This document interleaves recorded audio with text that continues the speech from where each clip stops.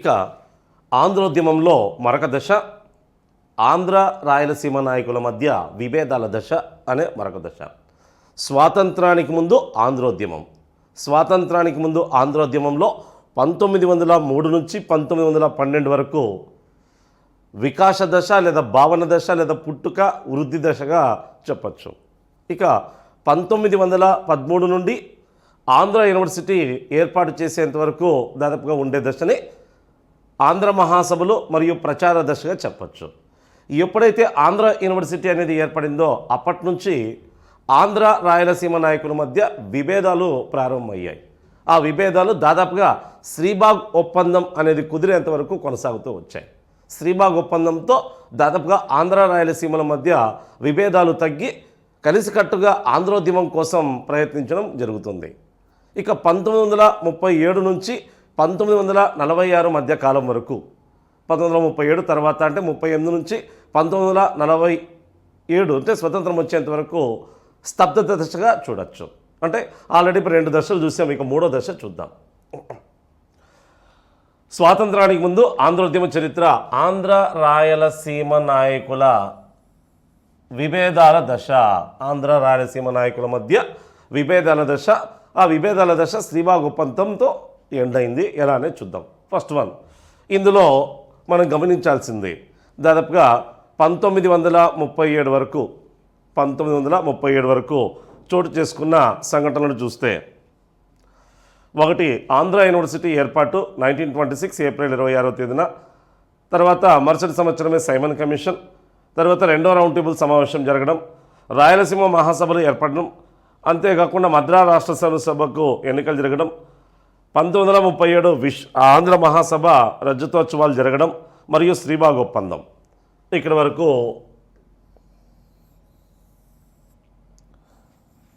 ఏం జరిగిందో వీటి అంశాలను చూస్తే మనకు పూర్తిగా అర్థమవుతుంది.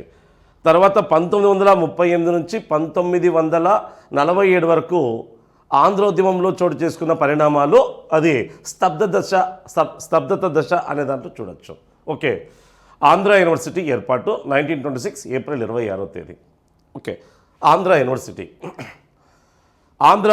యూనివర్సిటీ ఏర్పాటుతోనే ఆంధ్ర రాయలసీమల మధ్య విభేదాలు తీవ్రతరం అయ్యాయి. యాక్చువల్గా అయితే 1937 నెల్లూరు ఆంధ్ర మహాసభలో ఆంధ్ర రాయలసీమ మధ్య విభేదాలు ప్రారంభమయ్యాయి. ఫస్ట్ నుంచి రాయలసీమలో కొంతమంది వ్యక్తులకి, నెల్లూరు వ్యక్తులకి ప్రత్యేక ఆంధ్ర రాష్ట్రం ఏర్పాటు ఇష్టం లేదు. నెల్లూరు సమావేశంలో అవి బయటపడ్డాయి.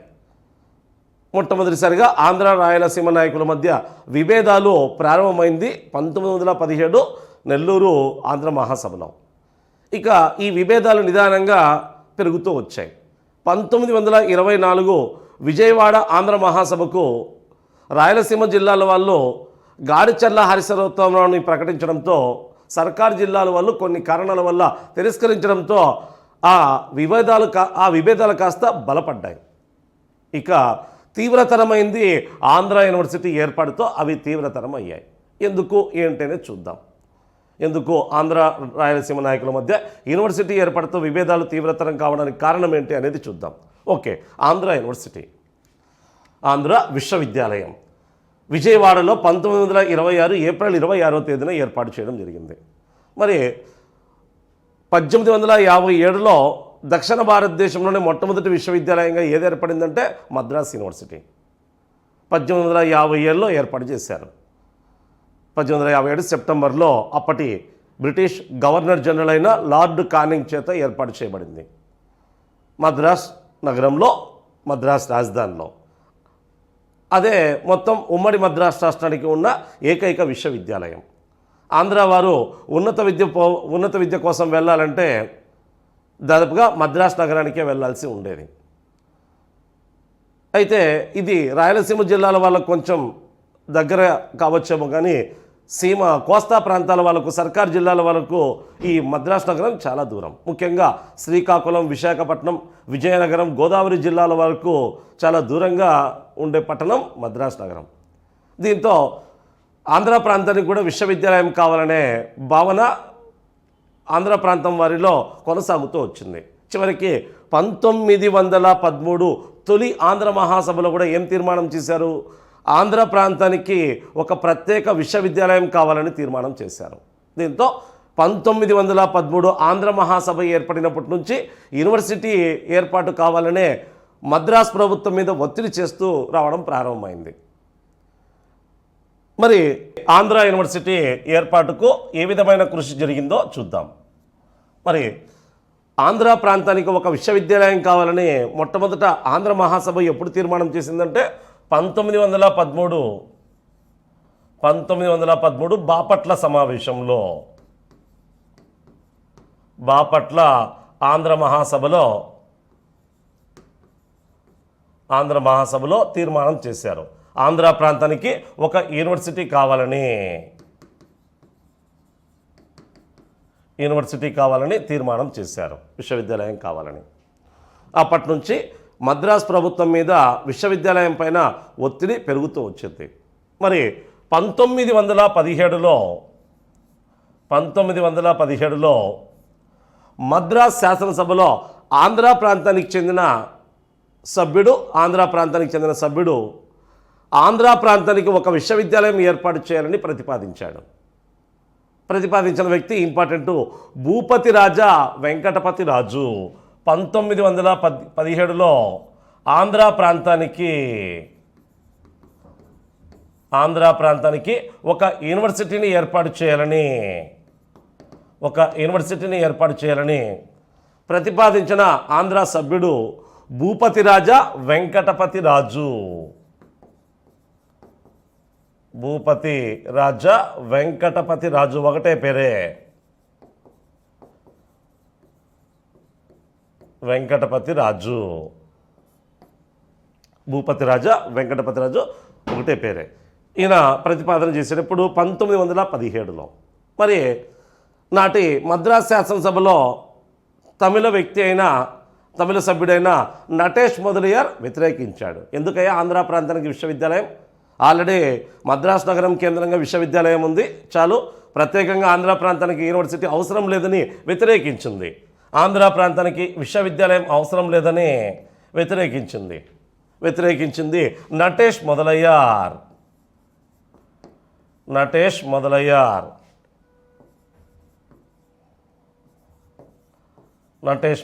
అనే ఒక తమిళ సభ్యుడు వ్యతిరేకించాడు. ఇతను జస్టిస్ పార్టీ స్థాపనలో ఒకరు. 1916 నవంబర్లో ఏర్పడిన జస్టిస్ పార్టీ స్థాపకుల్లో ఒకరు నటేష్ మొదలయ్యార్. ఈయన వ్యతిరేకించాడు. అయితే 1920లో జస్టిస్ పార్టీ అధికారంలోకి వచ్చింది మద్రాసులో. జస్టిస్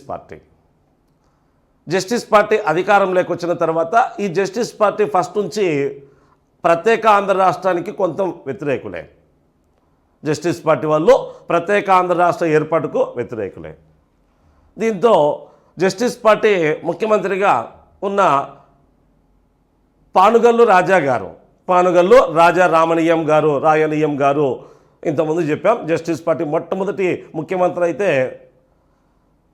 సుబ్బరాయల రెడ్డియార్.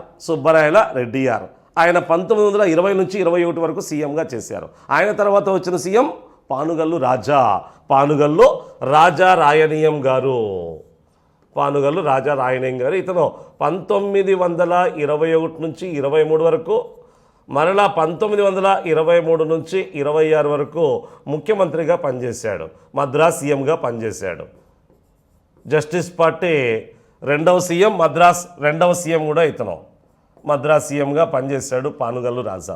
మరి ఈ జస్టిస్ పార్టీ ముఖ్యమంత్రి అయిన నాటి మద్రాస్ ముఖ్యమంత్రి అయిన పానుగల్లు రాజా ప్రత్యేక ఆంధ్ర రాష్ట్ర భావన పెరుగుతోంది కాబట్టి, ప్రత్యేక ఆంధ్ర రాష్ట్రం కావాలనే ఉద్దేశంతో ఆంధ్రోద్యమం కొనసాగుతోంది కాబట్టి, కొంతవరకు ఆంధ్రులను సంతృప్తిపరచాలంటే ఆంధ్ర ప్రాంతంలో ఒక ప్రత్యేక యూనివర్సిటీ ఏర్పాటుకు ప్రయత్నిస్తే బాగుంటుందనే ఉద్దేశంతో ఈయన, అంటే వీలైనంత వరకు ప్రత్యేక ఆంధ్ర రాష్ట్ర ఏర్పాటు అనే దాన్ని కనుమరుగు చేయాలనే ఉద్దేశంతో, సరే వాళ్ళు అడిగినట్టు ఆంధ్ర యూనివర్సిటీ ఇచ్చామనుకో కొంత సమస్య తీరుతుంది అని భావించిన జస్టిస్ పార్టీ సీఎం మరియు నాటి మద్రాస్ సీఎం ప్రత్యేక యూనివర్సిటీ ఏర్పాటుకు కృషి చేయడం జరిగింది.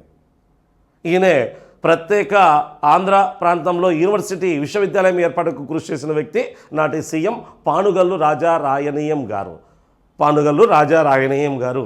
మరి ఈయన ఆంధ్ర ప్రాంతానికి యూనివర్సిటీ ఏర్పాటు కోసం నియమించిన కమిటీ స్టౌథం కమిటీ.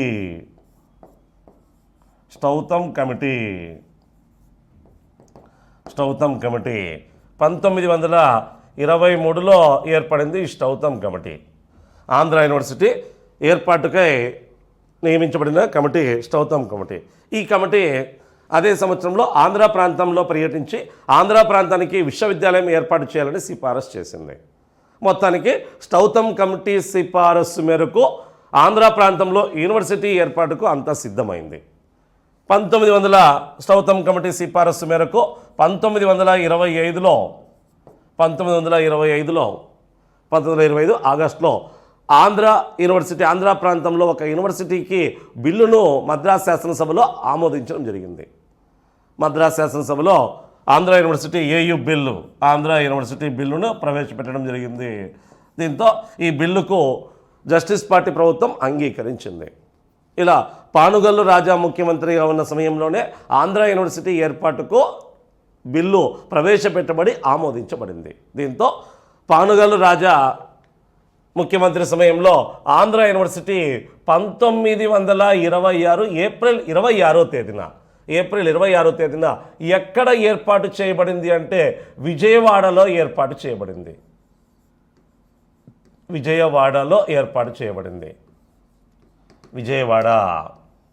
మరి విజయవాడలో ఆంధ్ర యూనివర్సిటీ ఏర్పాటు చేయబడింది. మొదట దీని తొలి కేంద్రం విజయవాడలోనే ఏర్పడింది. ఆంధ్ర యూనివర్సిటీ మొట్టమొదటి వైస్ ఛాన్సలర్గా ఆంధ్ర ప్రాంతానికి విశ్వవిద్యాలయం పేరు ఆంధ్ర విశ్వవిద్యాలయం అని పేరు పెట్టారు. ఆంధ్ర ప్రాంతంలో ఏర్పాటు చేయడం వల్ల మొట్టమొదటి వైస్ ఛాన్సలర్గా నియమితులైన వ్యక్తి కట్టమంచి రామలింగారెడ్డి. కట్టమంచి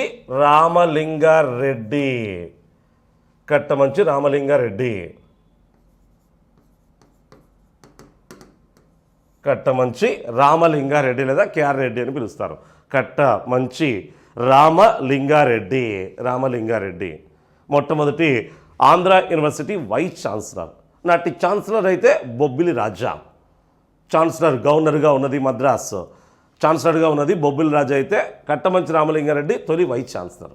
ఓకే, మరి విజయవాడలో ఆంధ్ర యూనివర్సిటీ ఏర్పాటుతో ఆంధ్ర రాయలసీమ నాయకుల్లో కొంత విభేదాలు స్టార్ట్ అయ్యాయి. ముఖ్యంగా ఉత్తరాంధ్ర వాళ్ళు విజయవాడలో యూనివర్సిటీని ఏర్పాటు చేయడాన్ని వ్యతిరేకించారు. రాయలసీమలో కూడా విజయవాడలో యూనివర్సిటీ ఏర్పాటును వ్యతిరేకించారు. వెంటనే రాయలసీమ వాళ్ళు ఆంధ్ర యూనివర్సిటీని అనంతపురంలో ఏర్పాటు చేయాలని గట్టిగా కోరడం ప్రారంభించారు. విజయవాడ కాకుండా అనంతపురంలో ఏర్పాటు చేయాలని, రాయలసీమలోని అనంతపురం పట్టణంలో ఏర్పాటు చేయాలని కోరడం జరిగింది. ఉత్తరాంధ్రకు చెందిన మరికొంతమంది ఆంధ్రలో అయ్యా మద్రాస్ యూనివర్సిటీ చాలా దూరం ఉంది, విజయవాడ కూడా మేము రావాలంటే చాలా దూరం అవుతుంది, ఇక అనంతపురం అంటే మేము తీవ్రంగా వ్యతిరేకిస్తాం, మాకు విశాఖపట్నంలో ఏర్పాటు చేయండి అని ఉత్తరాంధ్రకు చెందిన వారు గట్టిగా విశాఖపట్నంలో ఏర్పాటు చేయాలని భావించారు. ఇలా మొదట విజయవాడలో ఏర్పడిన ఆంధ్ర యూనివర్సిటీ ఆంధ్ర మరియు రాయలసీమ నాయకుల మధ్య విభేదాలకు కారణమైంది. సో రాయలసీమ వాళ్ళు అనంతపురం పట్టణంలో ఏర్పాటు చేయాలని వాదించగా ఉత్తరాంధ్ర వారు విశాఖలో ఏర్పాటు చేయాలని భావించారు. దీంతో అనంతపూర్ వర్సెస్ విశాఖ ప్రాంతాలలో ఏర్పాటుకై వివాదం అయితే స్టార్ట్ అయింది. సర్కార్ జిల్లాల వాళ్ళు, ముఖ్యంగా ఉత్తరాంధ్రకు సంబంధించిన జిల్లాల వాళ్ళు ఎక్కువగా విశాఖపట్నంలోనే ఏర్పాటు చేయాలని గట్టిగా వాదించారు. రాయలసీమలంతా అనంతపురంలోనే ఏర్పాటు చేయాలని వాదించారు. మొత్తానికి మొదట ఎక్కడ ఏర్పాటు చేశారంటే విజయవాడలో. ఇది గతంలో మనకు క్వశ్చన్ ఎలా అడిగాడంటే ఆంధ్ర విశ్వవిద్యాలయాన్ని ఏర్పాటు చేసినప్పుడు దాని మొదటి కేంద్ర స్థానం ఎక్కడ ఏర్పాటు చేయబడింది అని ఆప్షన్లో విజయవాడ, విశాఖపట్నం, అనంతపురము, ఇంకొక పట్టణం కూడా రాజమండ్రి ఏదో ఇచ్చాడు. బాగా గమనించండి, ఆంధ్ర యూనివర్సిటీ ఏర్పాటు చేసినప్పుడు దాని మొదటి కేంద్రం ఏది అంటే విజయవాడ, తర్వాత వైజాగ్కు మార్చబడింది, విశాఖపట్నానికి మార్చబడింది. మొత్తానికి అనంతపూర్, విశాఖల మధ్య విభేదాలు స్టార్ట్ అయ్యాయి. విశాఖలో ఉండాలని కొంతమంది, రాయలసీమలో ఉండాలని రాయలసీమకు చెందిన ప్రతినిధులు. ఇలా విభేదాలు తీవ్రతరం అయ్యాయి. దీని ముఖ్య కేంద్రం విషయంలో ఆంధ్ర యూనివర్సిటీ ముఖ్య కేంద్రం విషయంలో ఆంధ్ర రాయలసీమల మధ్య విభేదాలు తీవ్రతరం అయ్యాయి. ఈ సమయంలో ఆంధ్ర మహాసభ 1927లో ఆంధ్ర మహాసభ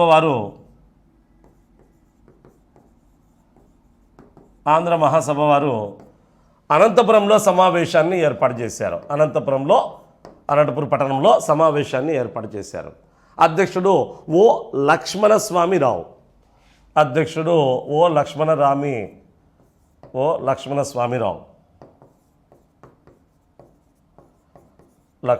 లక్ష్మణస్వామిరావు అప్పటి అధ్యక్షుడు. మరి ఈ సమావేశంలో ఆంధ్ర యూనివర్సిటీ ఏర్పాటుపై డిస్కషన్ జరిగింది. ఇక్కడ తీవ్ర చర్చ జరిగింది. చివరికి ఈ సమావేశంలో అనంతపురం పట్టణంలోనే ఆంధ్ర యూనివర్సిటీని ఏర్పాటు కోసం ఒక లౌకిక కమిటీని, ఒక సెక్యులర్ కమిటీని ఏర్పాటు చేయాలని తీర్మానం చేశారు. దానికి అనుగుణంగానే ఒక లౌకిక కమిటీ ఏర్పడింది. ఈ లౌకిక కమిటీ, సెక్యులర్ కమిటీ విశ్వవిద్యాలయ ముఖ్య కేంద్రాన్ని అనంతపురంలోనే ఏర్పాటు చేయాలని నిర్ణయించబడింది. ఆంధ్ర మహాసభ అంటే 1927 ఆంధ్ర మహాసభ అనంతపురం పట్టణంలో జరగగా అధ్యక్షుడు ఓ లక్ష్మణస్వామిరావు అధ్యక్షుడు. ఆయన ఆధ్వర్యంలో ఒక కమిటీ, లౌకిక కమిటీ ఏర్పాటు చేయడంతో ఆ కమిటీ అనంతపూర్లోనే ఏర్పాటు చేయాలని భావించింది.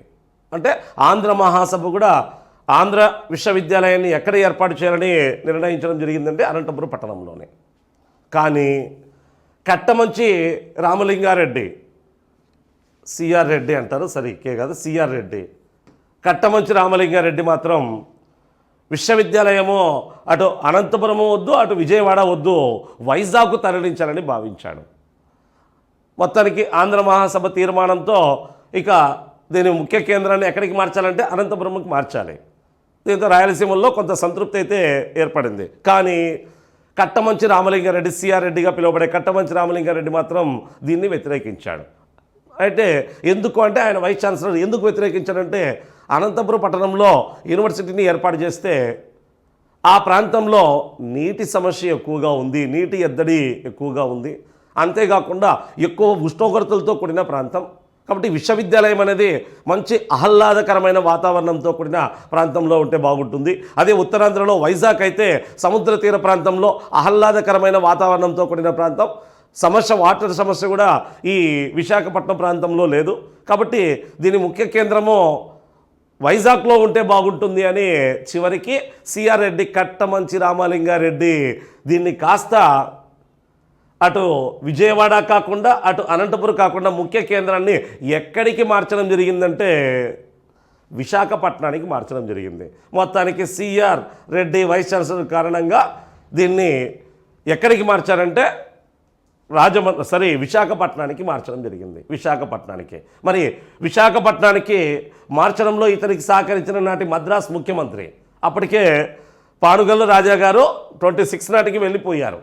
26 నాటికి ఆయన సీఎం పదవి ముగిసిపోయి జస్టిస్ పార్టీ ఓటమి పాలై స్వతంత్ర పార్టీ అధికారంలోకి వచ్చింది. పిసి సుబ్బరాయన్ అనే వ్యక్తి అప్పటి ముఖ్యమంత్రిగా ఉన్నాడు. ఆ పిసి సుబ్బరాయన్ ప్రోత్సాహంతో సిఆర్ రెడ్డి ముఖ్య కేంద్రాన్ని ఎక్కడికి మార్పించారంటే విశాఖకు మార్చడం జరిగింది. మరి విశాఖకు మార్చడంలో ఇతనికి సహకరించిన నాటి మద్రాస్ ముఖ్యమంత్రి పిసి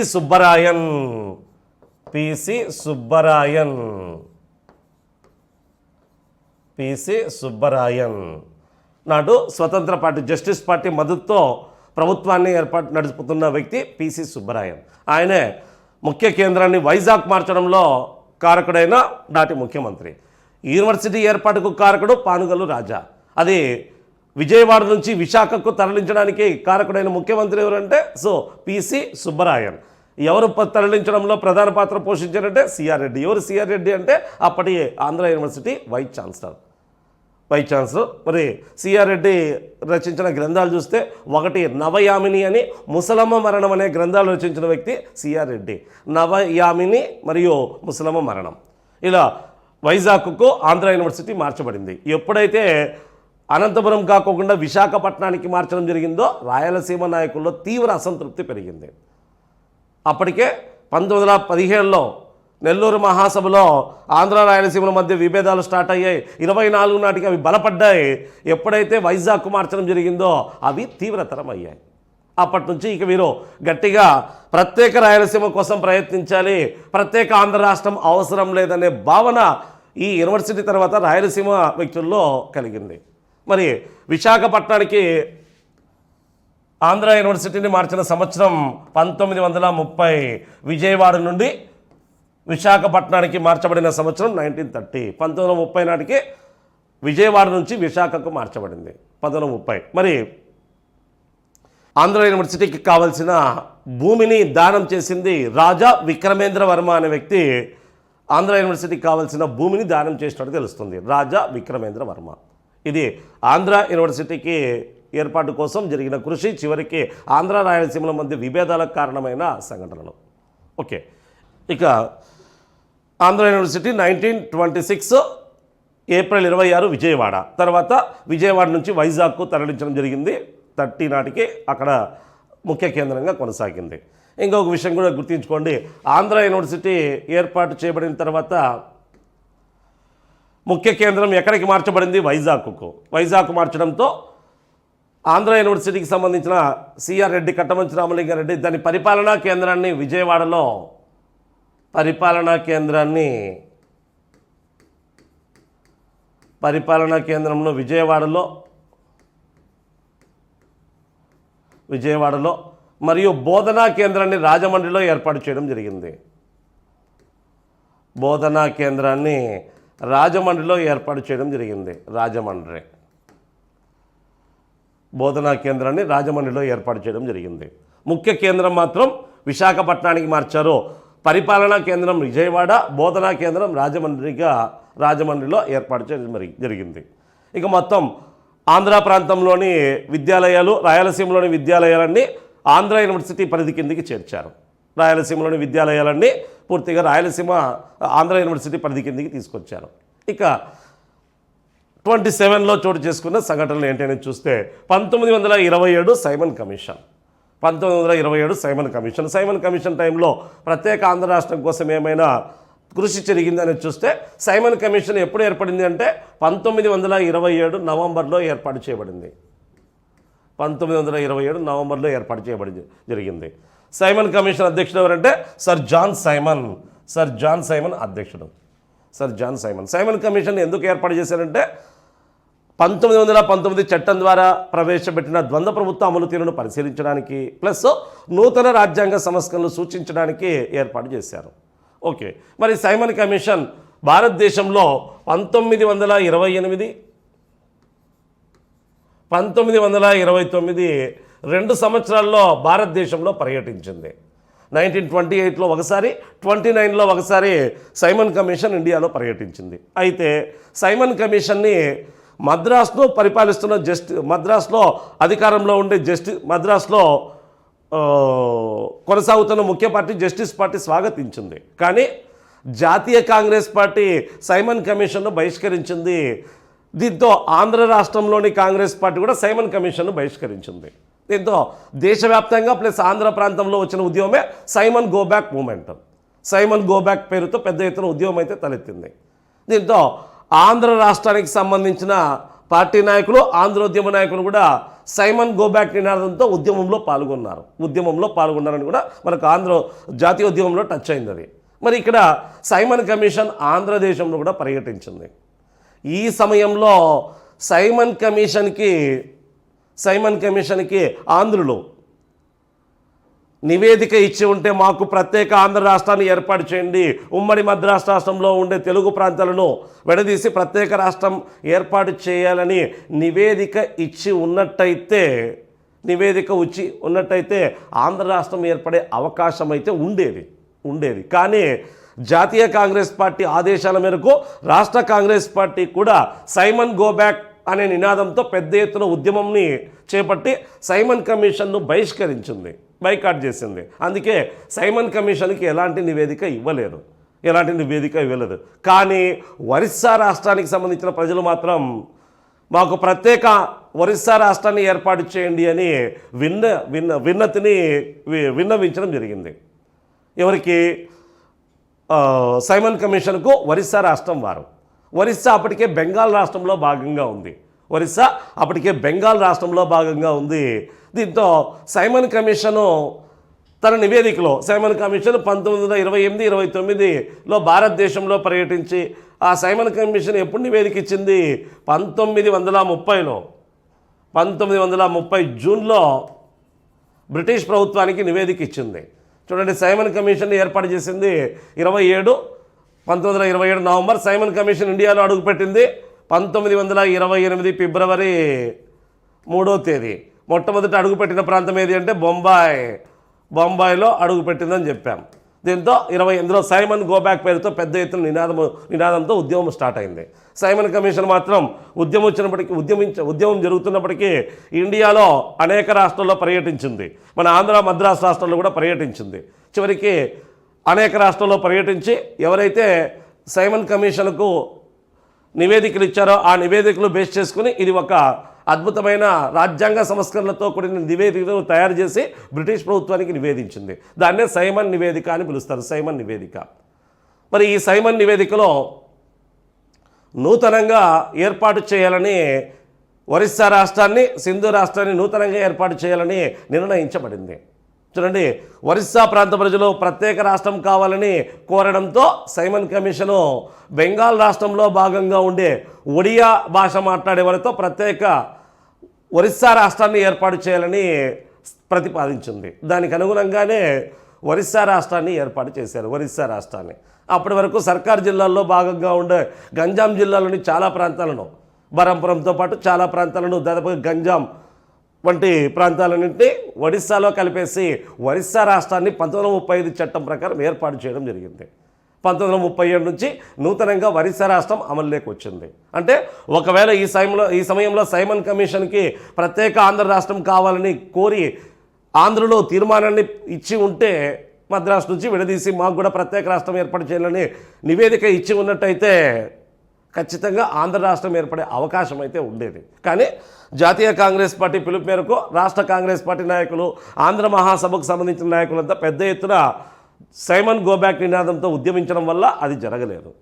మరి ఇదే సమయంలో సైమన్ కమిషన్కు వ్యతిరేకంగా ఐఎన్సీ ఏర్పాటు చేసిన కమిషన్ ఏది అంటే, ఐఎన్సీ ఏర్పాటు చేసిన కమిషన్ మోతీలాల్ నెహ్రూ కమిషన్ ఏర్పడింది. మోతీలాల్ నెహ్రూ కమిషన్. ఈ కమిషన్ 1928లో ఏర్పడింది. ఇది అదే సంవత్సరంలో నివేదిక ఇచ్చింది. దాన్ని నెహ్రూ రిపోర్ట్ అని పిలుస్తారు, నెహ్రూ రిపోర్టు. ఈ మోతీలాల్ నెహ్రూ కమిషన్ మాత్రం తన నివేదికలో ఏమని ప్రతిపాదించిందంటే భాషా ప్రయుక్త రాష్ట్రాలను ఏర్పాటు చేస్తామని ప్రకటించింది. మోతీలాల్ నెహ్రూ కమిషన్లో భాషా ప్రయుక్త రాష్ట్రాలను ఏర్పాటు చేస్తామని ప్రకటించింది. అయితే నెహ్రూ కమిషన్ను రౌండ్ టేబుల్ సమావేశాల్లో అయితే చర్చించలేదు. రౌండ్ టేబుల్ సమావేశాల్లో చర్చించి ఉంటే ఒకవేళ రాష్ట్రం ఏర్పడే ఆస్కారం ఉండేదేమో. ఇలా సైమన్ కమిషన్ ఏర్పడినప్పటికీ ఆంధ్ర ప్రాంతం ప్రత్యేక రాష్ట్రంగా ఏర్పడే అవకాశం అయితే కలగలేదు. ఓకే, ఇది ఈ మధ్యకాలంలో చోటు చేసుకున్న సంఘటన. ఇక ఇదే సంవత్సరంలో 1927లో 1927లోనే మద్రాస్ శాసనసభలో ప్రత్యేక ఆంధ్ర రాష్ట్రాన్ని ఏర్పాటు చేయాలని తీర్మానాన్ని ప్రవేశపెట్టిన ఆంధ్ర ప్రాంత సభ్యుడు పిల్లలమర్రి ఆంజనేయులు అనే వ్యక్తి ప్రవేశపెట్టాడు. పిల్లలమర్రి ఆంజనేయులు అనే ఆంధ్ర ప్రాంతానికి సంబంధించిన సభ్యుడు మద్రాస్ శాసనసభలో ప్రత్యేక ఆంధ్ర రాష్ట్రాన్ని ఏర్పాటు చేయాలని ఒక తీర్మానాన్ని ప్రవేశపెట్టాడు. అయితే ఆ తీర్మానం నెగ్గలేదు. ఈ సమయంలో కాశీనాథుని నాగేశ్వరరావు ఆంధ్ర రాష్ట్రం ఏర్పాటులో అలసత్వం జరుగుతుంది లేదా ఆలస్యం జరుగుతుంది అని కూడా తెలిపాడు. కాశీనాథుని నాగేశ్వరరావు ప్రత్యేక ఆంధ్ర రాష్ట్ర ఏర్పాటులో ప్రభుత్వం ఆలస్యం చేస్తోంది అని కూడా విమర్శించాడు. ఇలా 27లో ఈ సంఘటనలు చోటు చేసుకున్నాయి. ఇక దీని తర్వాత చోటు చేసుకునే సంఘటన రౌండ్ టేబుల్ సమావేశం. సైమన్ నివేదిక ఎప్పుడు ఇచ్చింది? 1930 జూన్లో. ఈ సైమన్ నివేదికపై బ్రిటిష్ ప్రభుత్వం లండన్లో సమావేశాలను ఏర్పాటు చేసింది. ఆ సమావేశాలనే భారత రాజకీయ భవిష్యత్తు సమావేశాలు లేదా రౌండ్ టేబుల్ సమావేశాలను పిలుస్తారు. రౌండ్ టేబుల్ సమావేశాలు. మొత్తం రౌండ్ టేబుల్ సమావేశాలు ఎన్ని జరిగాయంటే 3 రౌండ్ టేబుల్ సమావేశాలు జరిగాయి. మొదటి రౌండ్ టేబుల్ సమావేశం ఫస్ట్ ఆర్టీసీ మొదటి రౌండ్ టేబుల్ సమావేశం 1930 నవంబరు డిసెంబర్ మధ్యకాలంలో జరిగింది. ఇక రెండో రౌండ్ టేబుల్ సమావేశం 1931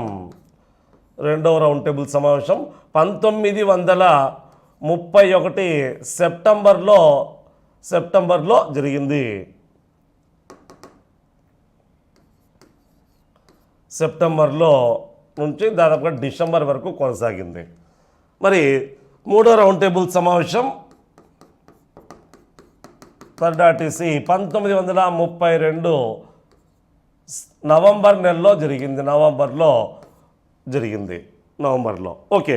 అయితే ఐఎన్సి మొత్తం 3 రౌండ్ టేబుల్ సమావేశాల్లో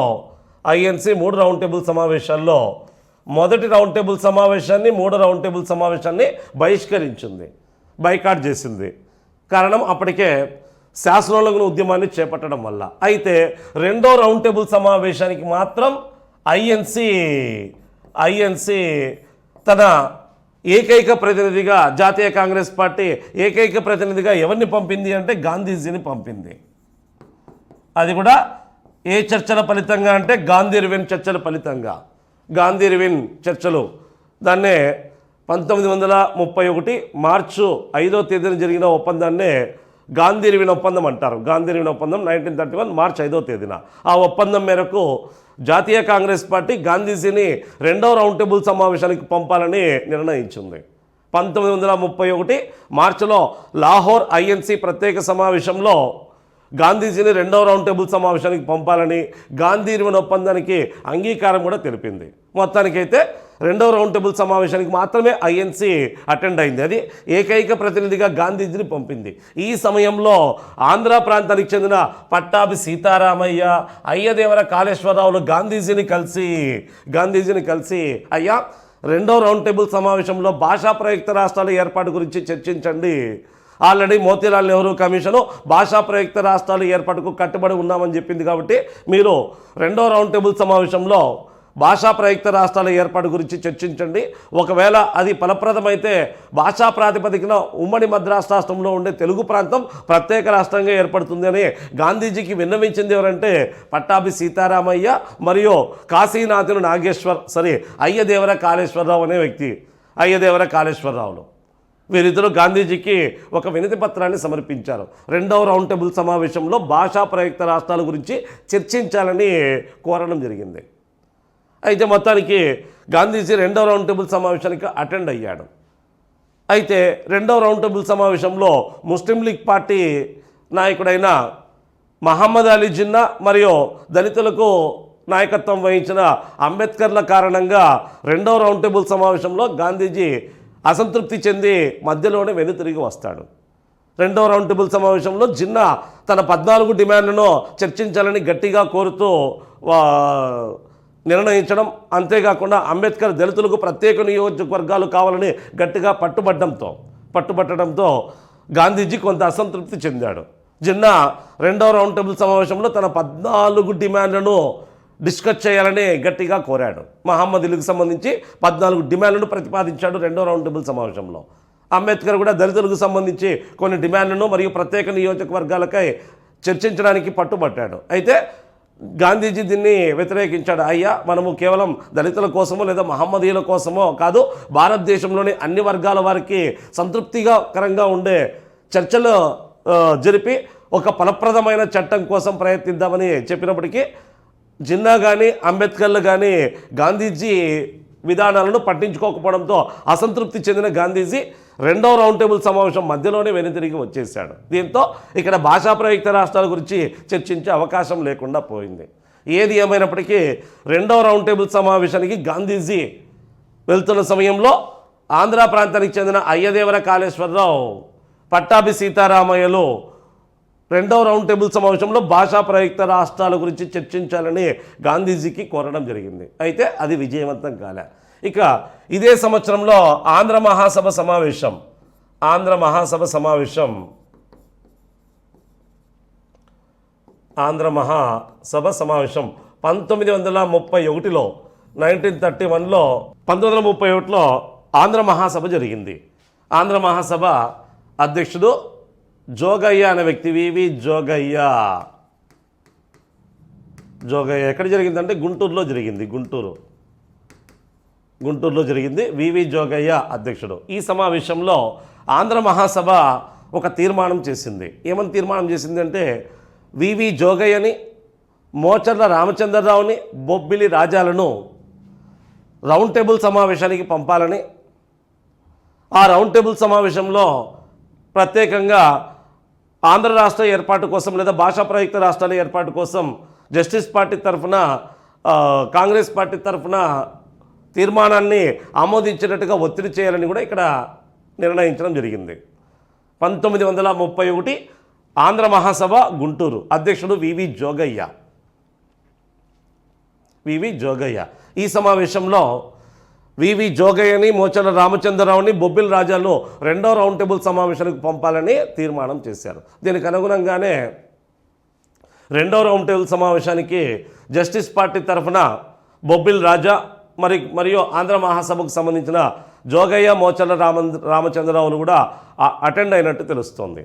అయితే రెండో రౌండ్ టేబుల్ సమావేశంలో ప్రతిష్ఠంభన జరిగి ఆంధ్రులు ప్లస్ గాంధీజీ వెనక్కి రావడం జరిగింది.